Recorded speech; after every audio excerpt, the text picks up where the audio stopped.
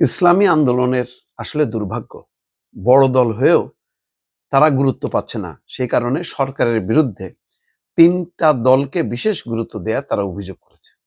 এখন সম্ভবত সরকার একটা কোটা ইসলামী দলগুলোর মধ্যে প্রধান দল হিসেবে জামাতকে চুজ করছে। গণতান্ত্রিক দলগুলোর মধ্যে প্রধান দল হিসেবে বিএনপিকে চুজ করছে। আর ছাত্রদের এই যে গণঅভ্যুত্থান সেই কারণে এনসিপি। এই হিসাব করে দেখা যাচ্ছে যে ডক্টর মোহাম্মদ ইউনূস যখন নিউ ইয়র্কে যাচ্ছেন তখনও এই ৩ টা দলকে যখন কি তিনি ডাকলেন এই যে সম্প্রতি ৩ টা দলকে তার মধ্যেও নেই ইসলামী আন্দোলন। অথচ ভোটের হিসাব যদি করা হয় তাহলে কিন্তু এনসিপিরও হয়তো উপরে তাদের অবস্থান হওয়ার সম্ভাবনা ছিল। এই কারণে তারা ক্ষুব্ধ।